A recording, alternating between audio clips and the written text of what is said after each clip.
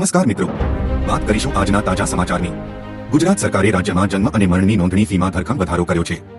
આ નવા નિયમો 27મી ફેબ્રુઆરીથી અમલમાં આવી ગયા છે, જેના કારણે નાગરિકોને આ સેવાઓ માટે હવે વધુ ખર્ચ કરવો પડશે।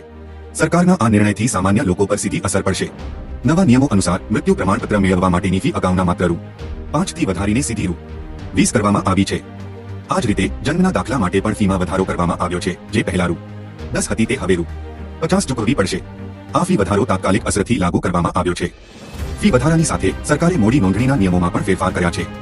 જો કોઈ વ્યક્તિ જન્મ કે મરણની ઘટનાની નોંધણી 30 દિવસની સમય મર્યાદા પછી કરાવે છે, તો તેને હવે વધુ લેટ ફી ભરવી પડશે। અગાઉ આ લેટ ફી માત્ર ₹10 હતી, જે વધારીને ₹50 કરવામાં આવી છે। એટલું જ નહીં, જો નોંધણી 1 વર્ષથી પણ વધુ મોડી થાય તો ₹100ની ફી ભરવાની રહેશે અને આવા કિસ્સામાં જિલ્લા મેજિસ્ટ્રેટની મંજૂરી મેળવવી પણ ફરજિયાત રહેશે। આ નિયમોનો હેતુ સમયસર જન્મ અને મરણની નોંધણીને પ્રોત્સાહન આપવાનો છે।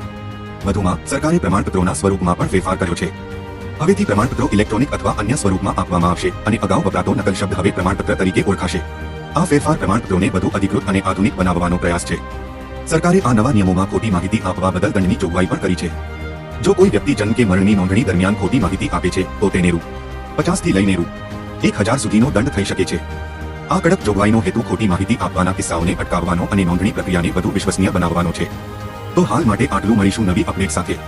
જો તમને અમારા વિડીયો પસંદ આવતા હોય તો વિડીયોને લાઇક કરી, ચેનલને સબસ્ક્રાઇબ કરી બાજુમાં આવેલા બે આઇકને દબાવી દેજો।